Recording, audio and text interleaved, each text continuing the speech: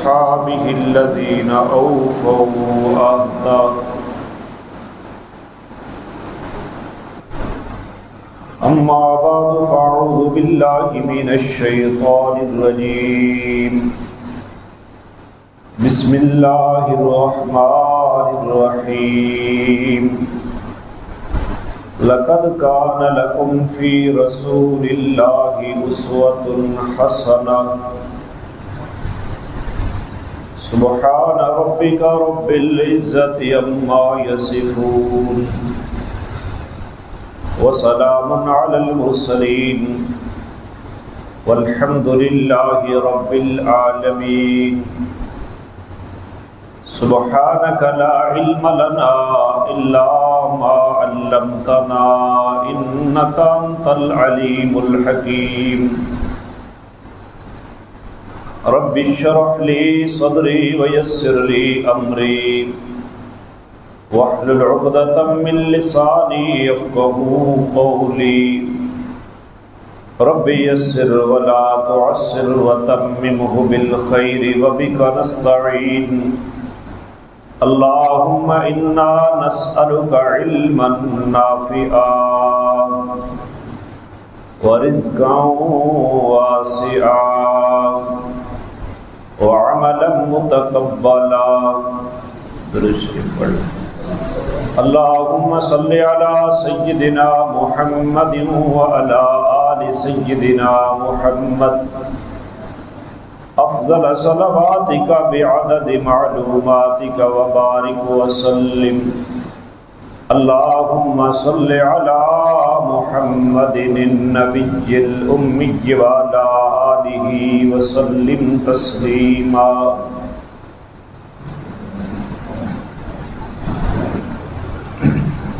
گرامی قدر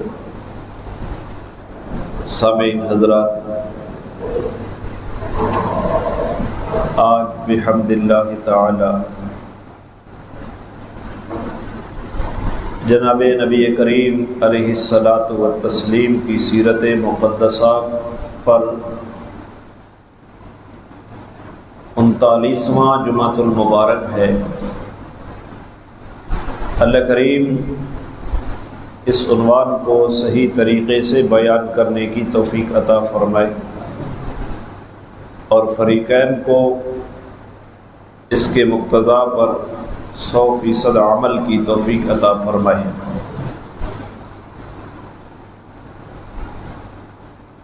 پچھلے جمعہ پر یہ بیان ہوا تھا کہ جناب رسول اللہ صلی اللہ علیہ وسلم نے اللہ تعالیٰ سے دعا کی کہ اللہ اسلام کو تائید بخش عمر کے ذریعے یا عمر کے ذریعے۔ عمر ابو جہل کا نام ہے۔ تو پھر اللہ تعالیٰ نے نبی علیہ السلام پر واضح کیا کہ عمر یعنی ابو جہل نے تو مسلمان نہیں ہونا۔ تو حضور علیہ السلام نے سیدنا عمر رضی اللہ تعالیٰ عنہ کے اسلام کی خصوصی طور پر دعا فرمائی۔ تو اللہ تعالیٰ نے ان کے دل میں کس طرح اسلام ڈالا اور وہ کس ارادے سے گھر سے نکلے، اللہ تعالیٰ کی حکمتیں وہ خود ہی جانتا ہے۔ ابو جہل نے اعلان کیا تھا کہ جو محمد کو قتل کرے گا میں اسے 100 اونٹ انعام دوں گا۔ تو عمر ابو جہل سے یہ وعدہ لیتا ہے کہ میں قتل کر کے آتا ہوں، تو اونٹ دے گا۔ تو اس نے پھر مجلس میں اپنے اس وعدے کا اعادہ کیا کہ میں وہ 100 اونٹ دوں گا۔ تو عمر تلوار لے کر حضور علیہ السلام کے قتل کے ارادے سے نکلا اور بالآخر بات اس جگہ تک جا پہنچی کہ عمر حضور کے قدموں میں نچھاور ہو گیا اور کلمہ اسلام پڑھ لیا۔ یہ ساری بات پچھلے جمعہ پر آپ کے گوش گزار کی۔ اب اس سے آگے چلتے ہیں۔ یہ 6 نبوی ہے، نبوت کا 6واں سال ہے۔ 7ویں نبوی کے اندر محرم کا مہینہ شروع ہو گیا، اب بھی محرم ہے۔ محرم کے مہینے میں ایک عجیب واقعہ پیش آیا اسلام کی تاریخ کا۔ بدقسمتی یہ ہے کہ آج مسلمان کہلانے والا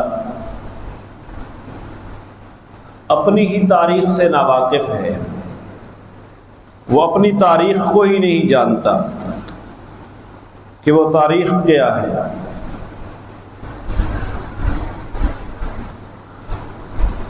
سیرت النبوی کا اسے علم نہیں ہے، نہ وہ قرآن کا مطالعہ کرتا ہے، نہ وہ حدیث کا مطالعہ کرتا ہے۔ ناول، جھوٹے قصے کہانیاں، بے سر و پا تاریخ کے واقعات جن کی کوئی سند نہیں ہے، ان کے پیچھے لگا ہوا ہے مسلمان بھی۔ تو ضروری اس امر کو میں نے سمجھا کہ سیرت نبویہ کو بیان کیا جائے، لیکن اس بیان کے بعد بھی ذوق کا پتہ چلتا رہتا ہے کہ مسلمانوں کے اندر رسول اللہ کی سیرت کو سننے کا ذوق اس انداز کا ہے۔ تو اللہ تعالی ہمیں یہ ذوق نصیب فرمائے۔ تو ایک تاریخ بن رہی ہے اور ایک انوکھا موڑ آ گیا رسول اللہ صلی اللہ علیہ وسلم کی زندگی کا۔ یہ پیچھے حضرت عمر کا واقعہ اسلام جو بیان ہوا، عمر آپ کے قتل کے ارادے سے نکلے تو پیچھے ابو جہل کا وہ اعلان تھا کہ محمد کو کون قتل کرے گا، جو قتل کرے گا میں اس کو 100 اونٹ دوں گا۔ تو عمر اس قتل کے ارادے سے نکلے۔ قریش مکہ نے جب یہ دیکھا کہ حمزہ مسلمان پہلے ہو گیا اور پھر حبشہ میں مسلمان جو حضرت جعفر کی سربراہی میں موجود تھے، وہاں قریش نے ان کو واپسی کے لیے ایک وفد بھیجا اور وہ وفد بری طرح ناکام ہوا، اس کو واپس آنا پڑا۔ اور حبشہ کے بادشاہ نجاشی نے قریش مکہ کے تحائف کو بھی واپس کر دیا اور ان کے مطالبے کو بھی رد کر دیا اور مسلمانوں کی بہت زیادہ عزت کی۔ تو دشمن کو پھر چین تو نہیں آتا، اور پھر اس کے اوپر جو ایک اور زائد چیز آئی کہ وہ حضرت عمر نے اسلام قبول کر لیا۔ اب اسلام دن بدن طاقتور ہو رہا ہے، دن بدن بڑھ رہا ہے، لہذا انہوں نے اب فیصلہ کیا کہ اب اسلام کو روکنے کی ایک ہی صورت ہے کہ محمد کو قتل کر دیا جائے معاذ اللہ۔ اور اگر یہ قتل نہیں کیا جاتا تو اس دعوت کو نہیں روکا جا سکتا، لہذا طے کر لیا انہوں نے کہ ہم نے قتل کرنا ہے۔ جب یہ صورتحال پیش آئی تو جناب ابو طالب مسلمان نہیں ہوئے، نہ اب مسلمان ہوئے نہ بعد میں مسلمان ہوئے، یہ آگے جا کر میں بیان کروں گا۔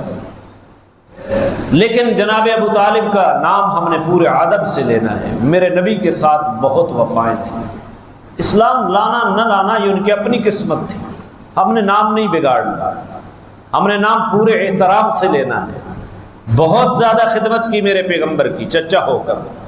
جناب ابو طالب نے جب یہ صورت دیکھی کہ اب تو قریش نے اتفاق کر لیا ہے میرے بھتیجے کے قتل کے اوپر، لہذا ابو طالب نے عبد مناف کے 2 بیٹوں کی اولاد، عبد مناف کے 2 بیٹے ہاشم اور مطلب، یہ جو بنو ہاشم ہے یہ ہاشم سے ہیں اور بنو مطلب یہ مطلب سے ہیں، پیچھے ان کا دادا عبد مناف ہے، ان کی دونوں قبیلوں کو، بنو ہاشم کو اور بنو مطلب کو اکٹھا کیا اور ان سب کو کہا کہ اب قریش اس بات کے اوپر تل چکے ہیں کہ محمد کو قتل کرنا ہے۔ پہلے تو میں اکیلا دفاع کرتا رہا، آج تک تو یہ نوبت نہیں آئی، لیکن اب حالات خطرناک ہو گئے ہیں، لہذا ہم دونوں قبیلوں کو مل کر اپنے اس بھتیجے کا دفاع کرنا چاہیے۔ تو بنو ہاشم کے تمام افراد نے اتفاق کر لیا سوائے ابو لہب کے جو حضور کا سگا چچا تھا، اس نے اتفاق نہیں کیا، اس نے قریش مکہ کا ساتھ دیا، اس نے کہا اس سے جان چھڑاؤ معاذ اللہ۔ تو بنو ہاشم کے ابو لہب کے علاوہ سارے لوگوں نے اتفاق کر لیا حضور کے دفاع کے اوپر، چاہے وہ مسلم تھے چاہے وہ کافر تھے. اور اسی طرح بنی مطلب کے لوگوں نے بھی، تمام لوگوں نے اتفاق کر لیا. مسلمانوں نے تو اتفاق کر لیا، ہم مسلک ہونے کی وجہ سے، ہم مذہب ہونے کی وجہ سے، دین کی وجہ سے.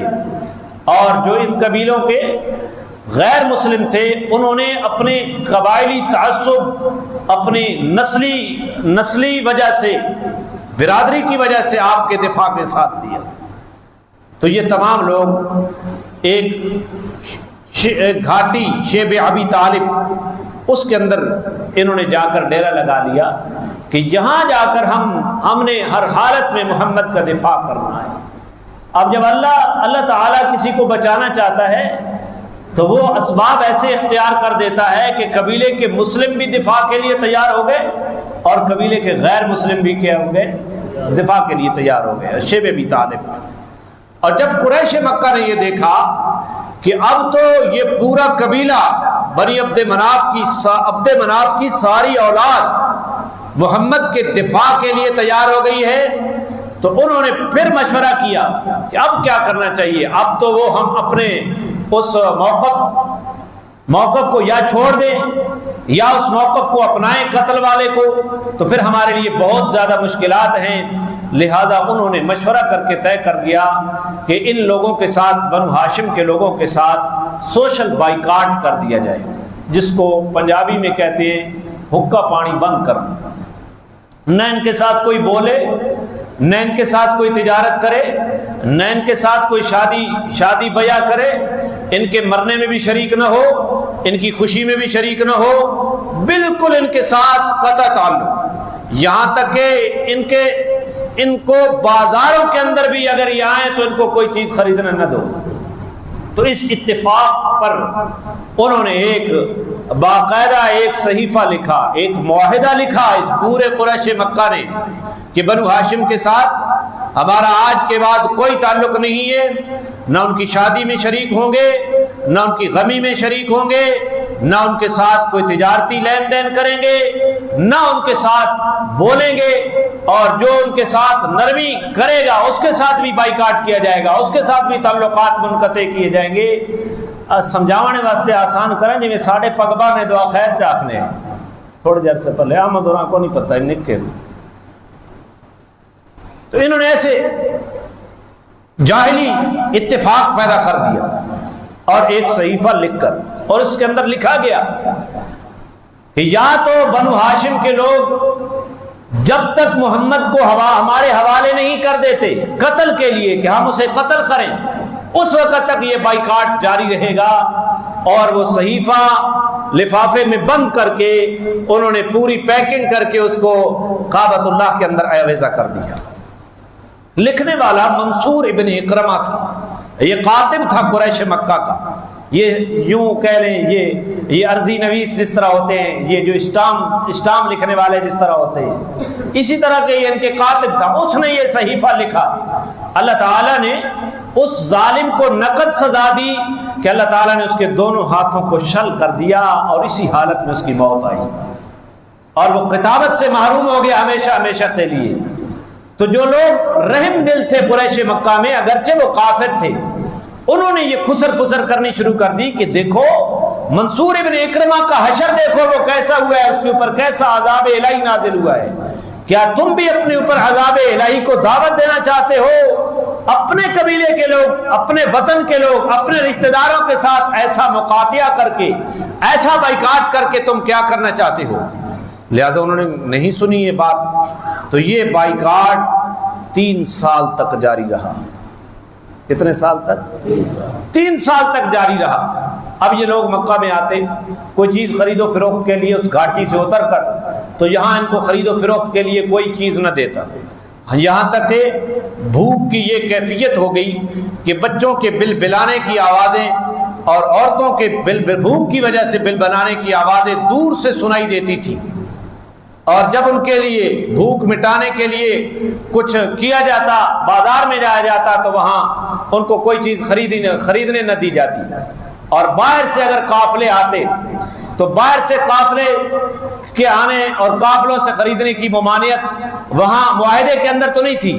تو ابو لہب جو حضور کا سگا چچا تھا اس نے وہ آ کر قافلے والوں کو اعلان کر دیتا کہ مہنگی کر کے بیچو، جتنی مرضی مہنگے بیچو، میں خرید لیتا ہوں. تو وہ تمام قافلے سے مہنگے داموں خرید لیتا. مسلمانوں کی قوت خرید اتنی نہیں ہوتی تھی کہ وہ اشیاء خرید لیتے. اتنے سخت بائیکاٹ. حضرت سعد بن ابی وقاص حضرت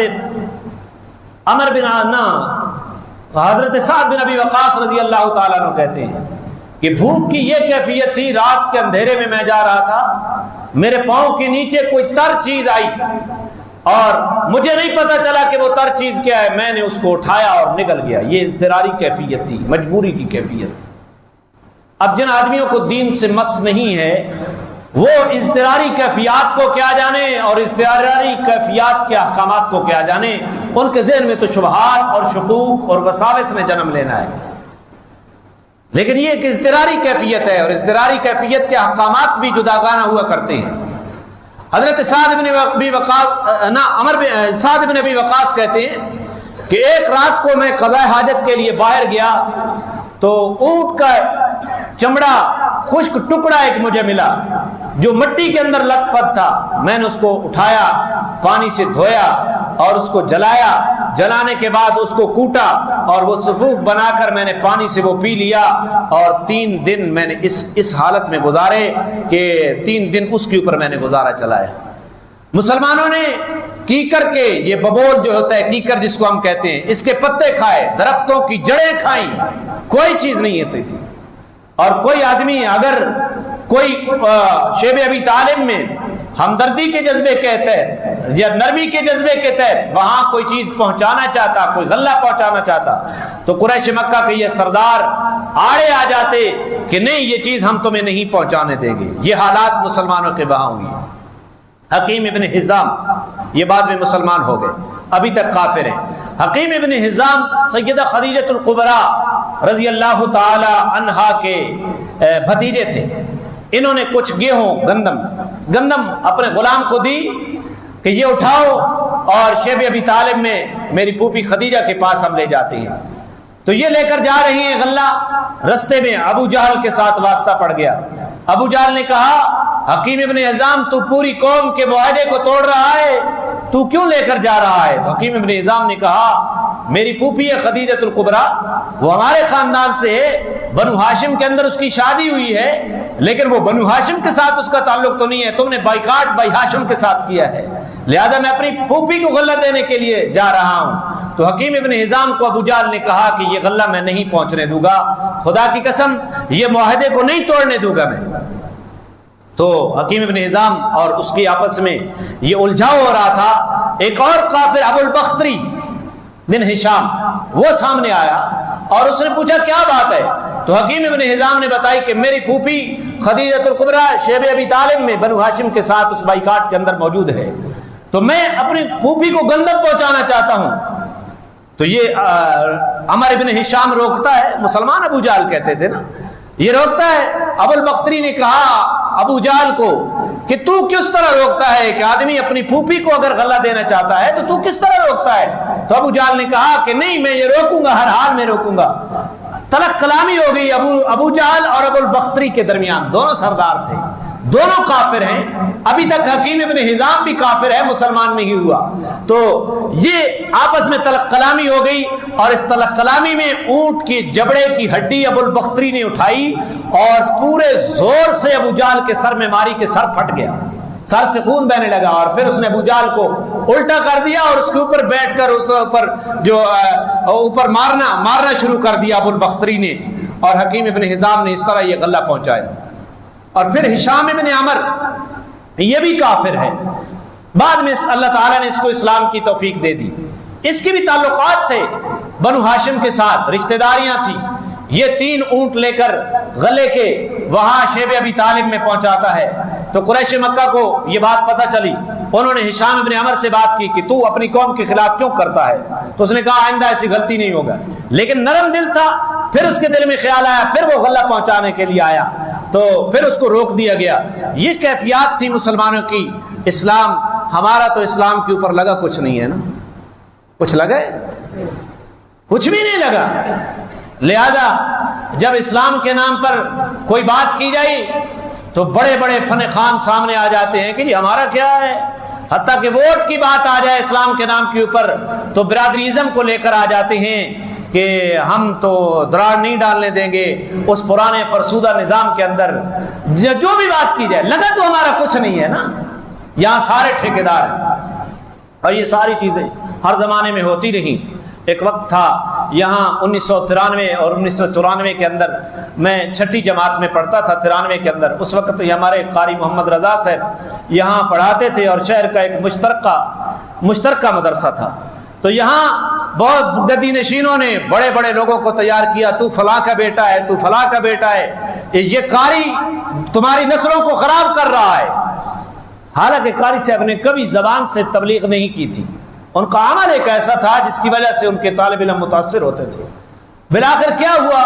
نتیجہ یہ نکلا کہ پورے شہر کے بڑی بڑی پگڑیوں والے، یہاں کے ایک بزرگ ابھی بھی زندہ ہیں، انہوں نے بتایا کہ اس قاری کو نکالنے کے لیے میں بھی گیا، اور جب ہم مدرسے کے دروازے سے داخل ہوئے اور ہم نے وہ جو غضبناک آوازیں نکالی کہ نکلو قاری کو نکالو باہر، تو بچے جو قرآن پڑھ رہے تھے وہ ڈرے، اور بچوں کے پاؤں کے نیچے وہ بزرگ بتا رہا تھا کہ میں نے خود دیکھا ہے کہ قرآن اس بچے کے پاؤں کے نیچے آیا تو میں ڈر گیا اور میں وہیں سے واپس ہو گیا۔ یہ ایک تاریخ ہے۔ اور پھر اس کے بعد اس مدرسے کو ختم کرنے کی کوشش، پھر اس مدرسے کو کس طرح اس کا انجام ہوا، کون لوگ اس وقت تھے جو اس مدرسے کے دفاع میں اور قاری صاحب کے دفاع میں نکلے، یہ ساری صورتیں ایسی ہوتی ہیں، یہ ایسی چیزیں ہر زمانے میں پیدا ہو رہی ہوتی ہے اہل حق کے خلاف۔ تو بہرحال جناب رسول اللہ صلی اللہ علیہ وسلم کے ساتھ اور آپ کے خاندان کے ساتھ 3 دن تک یہ مقاطعہ، 3 سال تک یہ مقاطعہ کیا گیا۔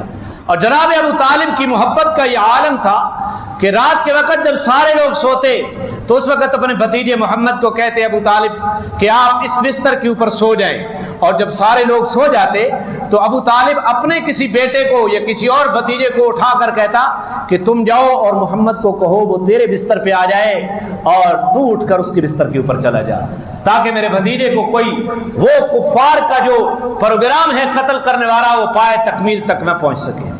3 سال تک یہ بائیکاٹ رہا، یہاں تک کہ جو بھی آتے خریدنے کے لیے آتے تو ان کو کوئی چیز خریدنے کے لیے نہ دی جاتی۔ یہ آپ پڑھیں سیرت کی کتابوں میں مختلف روایات ہیں اور مختلف انداز سے سیرت نگاروں نے اس کو بیان کیا ہے۔ پھر کچھ عرصے کے بعد ہشام ابن عمر، جس کا نام میں نے پہلے لیا، کہ وہ اس کے دل میں تڑپ ہوئی کہ ہم لوگ تو آزادی سے رہیں، ہوتے ہیں نا جن کی فطرت سلیمہ، جن کے اندر رحم دلی کے جذبات ہوتے ہیں، وہ ان کے دل میں تڑپ پیدا ہوئی کہ کسی طریقے سے اس ظالمانہ بائیکاٹ کا خاتمہ کیا جائے۔ تو ہشام ابن عمر کے، اور یہ ہمیں نہ کوئی غلہ پہنچانے دیتے ہیں، آڑے آ جاتے ہیں، تو ہشام ابن عمر زہیر ابن ابی امیہ کے پاس گیا۔ زہیر ابن ابی امیہ یہ بھی کافر ہے، بعد میں اللہ تعالیٰ نے اس کو اسلام کی دولت سے نواز دیا۔ زہیر ابن ابی امیہ یہ کون ہے؟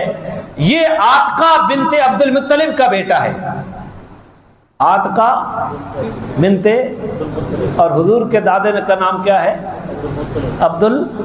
یہ عبد المطلب کا نواسہ ہے۔ یہ بنو ہاشم کے ساتھ اس کا تعلق نہیں تھا، یہ اور قبیلہ تھا، اور حضور عبد المطلب کے پوتے ہیں، جناب ابو طالب عبد المطلب کے بیٹے ہیں۔ تو ہشام ابن عامر نے آ کر کہا کہ زہیر یہ بتاؤ کہ تو یہاں بڑی آزاد زندگی گزار رہا ہے، آزادی سے کھانا کھا رہا ہے، آزادی سے تو اپنی چیزوں کو استعمال کر رہا ہے، لیکن تیرا ماموں اور تیرا پورا ننھال قبیلہ وہ کن مصیبتوں کا شکار ہے؟ تو زہیر نے کہا کہ میں اکیلا کیا کر سکتا ہوں پوری قوم کے خلاف، میرے ساتھ کچھ اور لوگ ہوتے تو میں کردار اٹھاتا۔ تو ہشام ابن عامر نے جواب میں کہا ایک آدمی اور بھی ساتھ ہے۔ تو زہیر نے پوچھا وہ کون ہے؟ تو ہشام نے کہا وہ دوسرا آدمی میں ہوں۔ تو زہیر نے پھر کہا کہ ایک تیسرا آدمی تیار کرنا چاہیے۔ تو یہ ہشام ابن عامر نے پھر یہ ذمہ داری اٹھائی اور مطعم بن عدی کے پاس گیا. مطعم بن عدی بھی کافر ہے, اس کے پاس گیا. اس کے تعلقات اور رشتہ داری بنو ہاشم کے ساتھ تھی. ہشام بن عمر نے یہی بات کہی, مطعم دیکھ کہ تیری بھی رشتہ داری ہے بنو ہاشم کے ساتھ اور آج ان کو نہ غلہ پہنچانے دیا جاتا ہے, ان کی خوشی غمی میں بھی شریک ہونے کی اجازت نہیں ہے, ایک سوشل قسم کا بائیکاٹ ان کے ساتھ جاری ہے اور یہ بہت بڑا ظلم ہے. اور اگر یہی ابو جہل کے قبیلے کا کوئی لوگ ہوتے تو ہرگز وہ یہ ایسا نہ کرنے دیتا, لیکن آپ کیوں اس میں کردار نہیں ادا کر رہے؟ تو مطعم بن عدی نے کہا کہ واقعی بات تو آپ کی ٹھیک ہے, لیکن میں اکیلا کیا کر سکتا ہوں؟ تو اس نے کہا ایک آدمی, دو آدمی اور بھی ہیں تیرے ساتھ. اس نے کہا کون؟ ہشام بن عمر نے کہا ایک تو میں ہوں اور دوسرا ابو طالب کا بھانجا زہیر بن ابی امیہ, وہ اس کام کے لیے تیار ہے. تو مطعم نے تجویز دی کہ اب ایک اور آدمی بھی ہم نے تیار کرنا چاہیے, چوتھا آدمی. تو ہشام بن عمر اس تجویز کے اوپر ابو البختری, اور جس نے ابو جہل کو مارا یہ بھی کافر تھا, ابو البختری کے پاس گیا اور اسے یہ ساری رودات سنائی کہ دیکھو یہ کس طرح کا ظلم ہو رہا ہے, ہم اس میں کردار ادا, آپ کو اس میں کردار ادا کرنا چاہیے. ابو البختری نے بھی کہا کہ میں پورے ان سرداروں کے سامنے اکیلے کیسے کر سکتا ہوں؟ اس نے کہا تین آدمی اور بھی تیرے ساتھ ہیں. تجھے کون؟ ہشام نے کہا ایک میں ہوں, دوسرا زہیر ابن ابی امیہ ہے اور تیسرا مطعم بن عدی ہے. تو اس چوتھے آدمی نے, ابو البختری نے کہا کہ ایک آدمی ہمیں اور تلاش کرنا چاہیے, 5 تو ہو جائیں. تو 5واں آدمی تیار کیا گیا. ہشام ابن عمر گیا زما بن اسود کے پاس, یہ بھی سردار تھا, اس کے پاس گیا کہ دیکھو یہ بہت بڑا ظلم ہے. وہی ساری بات کہی. تو زما بن اسود نے بھی یہی بات کہی کہ میں اکیلا کیا کر سکتا ہوں پوری قوم کے خلاف. تو اس نے بتایا ہشام ابن عمر نے کہ ہم 4 آدمی اور بھی تیرے ساتھ ہیں اس میں تعاون کرنے والے. اس نے پوچھا کون؟ ہشام ابن عمر نے کہا ایک میں ہوں, دوسرا زہیر ابن ابی امیہ ہے اور تیسرا مطعم بن عدی ہے اور چوتھا ابو البختری ہے, 5ویں آپ ہو جائیں گے. 5 آدمی طے ہوئے اور انہوں نے آپس میں معاہدہ کیا کہ کل صبح جا کر ہم نے قریش مکہ کی سردار مجلس میں جا کر بات کرنی ہے کہ یہ معاہدہ ظالمانہ ہے, لہذا ہم نے اس معاہدے کو ہر حال میں ختم کرنا ہے. زہیر ابن امیہ جو ابو طالب کے بھانجے سے رسول اللہ صلی اللہ علیہ وسلم کی پھوپھی کا بیٹا ہے ابھی کافر. دیکھو اللہ کام کروانا چاہے جی بولتے نہیں ہیں, اللہ بندوبست کروانا چاہے تو کن سے بھی کروا دیتا ہے. تو لہذا مت ڈھونڈو, تم تو مسلمان ہو, کسی ایم پی اے کا سہارا, کسی ایم این اے کا سہارا, کسی چودھری کا سہارا, کسی نواب کا سہارا. مسلمان کو اللہ کا سہارا ہوتا ہے. اور میں نے اپنی زندگی کے تلخ تجربات میں, آج تو وہ حالات نہیں رہے, میں نے ایسے اللہ کی مدد ایسے مواقع کے اوپر دیکھی, خدا کی قسم, جہاں کسی انسان کے اوپر نہ بھروسہ تھا نہ بھروسے کی امید تھی, اور اللہ تعالیٰ نے ایسے اسباب پیدا کیے کہ میں حیران ہو گیا. اور وہاں اس واقعے کے اوپر یاد آتا تھا کہ لا الہ الا اللہ. جب مسلمان کا بھروسہ اللہ کی ذات کے اوپر ہو جاتا ہے تو پھر کچھ بھی نہیں ہوتا. 5 کافر دفاع کے لیے تیار ہوئے, ادھر ان کو پتہ نہیں ہے. زہیر ابن امیہ کہتے ہیں کہ ابتدا میں کروں گا. زہیر ابن امیہ نے صبح اپنا وہ قیمتی حلہ جو اس کا تھا وہ پہنا اور آ کر کعبۃ اللہ کا طواف کیا. کافر مشرکین مکہ کعبہ کا طواف کرتے تھے. طواف کرنے کے بعد یہ 5 آئے. قریش مکہ کی مجلس جو ہر روز لگتی تھی, زہیر ابن امیہ نے بات اٹھائی کہ آج ہم اس وقت تک نہیں بیٹھیں گے جب تک اس ظالمانہ بائیکاٹ کے اس وثیقے کو ہم پھاڑ نہ دیں, اس وقت تک نہیں بیٹھیں گے. ہم آرام سے کھائیں, ہم آرام سے زندگی گزاریں, اور ہمارے رشتہ دار ہیں وہ شیب ابی طالب میں بھوک سے مر رہے ہیں, جن کی عورتوں اور بچوں کی چیخیں چلانے کی آواز یہاں مکہ کے اندر آ رہی ہے اور کوئی بھی ان کا پرسان حال نہیں ہے, اور 3 سال کا عرصہ ہونے کے قریب ہے, لہذا میں اس کو پھاڑوں گا. ابو جہل فوراً سر پٹایا اور اس نے کہا خدا کی قسم یہ خدائی معاہدہ ہے, میں اس کو نہیں توڑنے دوں گا. کیا کہا؟ یہ خدائی معاہدہ ہے. یہاں بھی عشق کے دعوے اسی طرح ہوتے ہیں اور یہ عجیب قسم کی چیزیں ہوتی ہیں. مجھے ایک اور بات یاد آئی. ہمارے شہر میں جب میں نیا پڑھ کے آیا تھا 100 روپے کے اوپر دعائے خیر تھی کہ حق مار جو ہے وہ 100 روپے ہونا چاہیے. میں نے حساب لگایا 100 روپے تو بنتا ہی نہیں ہے. چاندی کی قیمت اس لیول تک پہنچ گئی ہے کہ 100 روپیہ حق مار تو بنتا بھی نہیں ہے. لہذا میں نے جو نکاح پڑھائے میں نے اس کو 100 سے 1000 کے اوپر لے آیا. بھائی یہ تو بہت کم ہے. تو یہ جو ہمارے وہ بڑے بڑے پگڑیوں والے کھونڈیوں والی سرکار سارے آ گئے، انہوں نے کہا اس بندے نے ہمارے شہر کا امن خراب کر دیا ہے اور شہر کی اجتماعی کیفیت کے اندر اس نے دراڑ ڈالنی شروع کر دی۔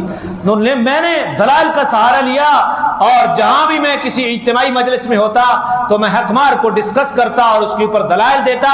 تو پھر ایک نیم ملا انہوں نے لیا جو شہر کا ایک ملا تصور کیا جاتا تھا، اس نے میرے مد مقابل ایک نئی چیز گھڑی کہ ہم نے یہ مار مثل پر عمل کیا ہوا ہے۔ مار مثل، میں نے ان سے ملاقات کی، بھئی مار مثل کیا ہوتا ہے؟ اس نے کہا پورے شہر کا مار ہم نے برابر کر دیا۔ پھر میں نے ان کو بتایا بھئی مار مثل کی یہ تعریف نہیں ہے جو مار مثل کی تعریف آپ کر رہی ہیں۔ شہر کو مار مثل، شہر کی برابری نہیں ہوتی۔ مار مثل اس عورت کا مار ہوتا ہے جہاں مار مقرر نہ ہو، اس خاندان کی عورتوں کے ساتھ اس کے مہر کو برابر کیا جاتا ہے بشرطے کہ وہ شرعی مقدار سے کم نہ ہو۔ بہرحال میں پوری قوت سے ڈٹا رہا اور وہ دعا خیر ٹوٹ گئی۔ تو یہ ہر حالات ڈٹنا پڑتا ہے۔ ہمارا کچھ بھی نہیں لگا، پھر بھی کہتا ہوں ہمارا کچھ بھی نہیں لگا ہے۔ جاہلیت کو توڑنا پڑے گا، چاہے کچھ بھی ہو، لیکن سارے آدمی اگر سلپ ہونے کی کوشش کریں تو پھر اسلام کب پھلے پھولے گا؟ پھر اسلام کس طرح اپنی جڑیں مضبوط کرے گا؟ اسلام کا درخت کس طرح تناور ہوگا؟ اگر مصلحت کی چادر ہم اپنے اوپر اوڑھ لیں تو اللہ تعالیٰ جب حفاظت کرنے کے اوپر آتا ہے 5 کافروں کو کھڑا کر دیا۔ تو ابو جہل کہتا ہے خدا کی قسم اس خدائی معاہدے کو نہیں میں پھاڑنے دوں گا۔ زہیر نے یہ بات کہی تو پورا پروگرام تھا، تو اتنے میں جو زما بن اسود ہے وہ بول اٹھا، یہ آخری 5واں آدمی تھا زما بن اسود۔ اس نے کہا کہ یہ جب معاہدہ لکھا گیا تھا یہ زہیر ابن ابی امیہ بالکل ٹھیک کہہ رہا ہے، میں اس کی تائید کرتا ہوں، اس ظالمانہ معاہدے کو توڑنا چاہیے۔ جب یہ لکھا جا رہا تھا اس وقت بھی ہم راضی نہیں تھے، لیکن بس ہم نے بات لینا خواستہ تمہاری ہاں میں ہاں ملا دی۔ جب زہیر ابن زما بن اسود نے یہ بات کہی تو ابو جہل نے پھر اس کی طرف دیکھا کہ نہیں یہ نہیں ہو سکتا کہ یہ معاہدہ توڑ دیا جائے۔ تو اتنے میں مطعم بن عدی آیا اور مطعم بن عدی نے کھڑے ہو کر کہا کہ یہ دونوں ٹھیک کہہ رہے ہیں اور بالکل ہم زما جو بات کہہ رہا ہے کہ ہم اس معاہدے کے لکھنے کے وقت راضی نہیں تھے بالکل، اور ہماری رضا صراحتاً معلوم نہیں کی گئی، میں بھی اس کے ساتھ ہوں۔ 3 بندے ہو گئے تو ابو جہل نے پھر سر پٹایا اور اس کی بات کو بھی رد کیا۔ تو چوتھا آدمی ابو البختری تھا۔ ابو البختری بھی کہتا ہے کہ جو اس بات یہ میں تینوں کی تائید کرتا ہوں اور جو اس کے خلاف بات کر رہا ہے میں اس کی بات کو رد کرتا ہوں۔ تو یہ ابو البختری نے جب یہ کہا، اتنے میں ہشام ابن عمر جو ساری اس تحریک کا لیڈر تھا، اندر سے ساری گیم چلانے والا ہشام ابن عمر نے کہا کہ میں بھی ان 4 آدمیوں کی تائید کرتا ہوں۔ جب یہ 5 آدمی کھڑے ہوئے تو اب ابو جہل کہتا ہے، اس نے کہا لگتا ہے یہ رات کو معاملہ طے ہوا ہے، ایک کوئی میٹنگ ہوئی، باقاعدہ یہ سازش ہوئی ہے۔ تو انہوں نے کہا ہم توڑیں گے۔ اور ادھر کیا ہوا؟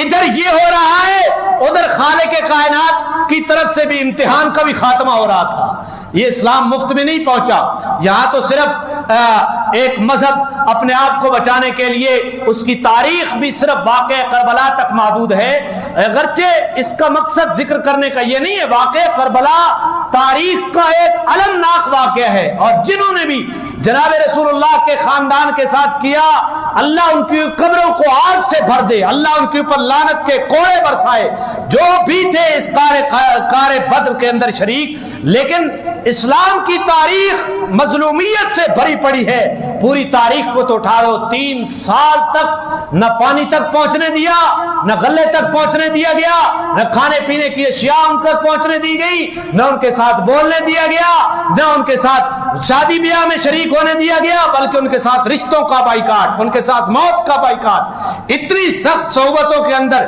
لیکن جب اللہ کی جانب سے یہ امتحان ہوتا ہے نا، جب امتحان کے ختم کا وقت آیا تو اللہ نے بذریعہ وحی اپنے پیغمبر جناب محمد رسول اللہ صلی اللہ علیہ وسلم کی طرف وحی فرما دی کہ وہ معاہدہ جو آپ کے خلاف بائیکاٹ کا معاہدہ کعبہ کے اندر لٹکا ہوا ہے، اللہ تعالیٰ نے اس کے اوپر دیمک مسلط کر دی، سوی، اور دیمک نے اس معاہدے کو چاٹ دیا۔ اللہ کے نام کے علاوہ اس کے اوپر کوئی چیز اب باقی نہیں ہے، بسمک اللہم۔ دوسری روایات میں کچھ اور آتا ہے میں ایک روایت بیان کر رہا ہوں، یہاں گنجائش بھی نہیں ہوتی ساری روایات کو بیان کرنا، اور دوسرا ساری روایات کو بیان کرنا ایک خطیب کے لیے میں یہ سمجھتا ہوں حکمت سے خالی ہوتا ہے، کیونکہ مجمع کے اندر لوگ مختلف قسم کی کیفیات ہوتی ہیں ان کے ذہن کی، کسی کا حافظہ قوی ہوتا ہے، کسی کی بصیرت سلامت ہوتی ہے، کوئی بدھو کا بدھو ہوتا ہے، پھر وہ اپنی تعبیر کرتا ہے تمام روایات کو لے کر اور ایک نیا پراپیگنڈا شروع کر دیتا ہے، لہذا میں تمام روایات کو بیان نہیں کرتا، اس حکمت کے پیش نظر ایک روایت کو بیان کر رہا ہوں، دوسری روایات میں کچھ اور آتا ہے، بسمک اللہم باقی ہے، باقی سارا ختم ہو گیا۔ حضور علیہ السلام نے اپنے چچا جناب ابو طالب کو اپنی سوئی کے بارے میں بتایا کہ چچا مجھے اللہ نے بتایا ہے کہ وہ معاہدہ جو کعبۃ اللہ کے اندر ہمارے خلاف لٹکا کھڑا ہے اس کو اللہ تعالیٰ نے دیمک سے چٹوا دیا ہے، اس میں بسمک اللہم کے علاوہ کوئی اور باقی نہیں ہے۔ صبح ہوئی تو جناب ابو طالب اپنے خاندان کے کچھ معزز لوگوں کو لے کر یہاں حرم کے اندر آئے تو قریش مکہ کے یہ سردار موجود ہیں اور ادھر یہ مجلس بھی لگی ہوئی ہے، جو بات میں ابھی 5 آدمی کھڑے ہو کر یہ سارا جھگڑا بھی ان کے اندر چل رہا ہے۔ جناب ابو طالب اور ان کے خاندان کے لوگ ہیں، ابو جہل اینڈ کمپنی، انہوں نے سمجھا کہ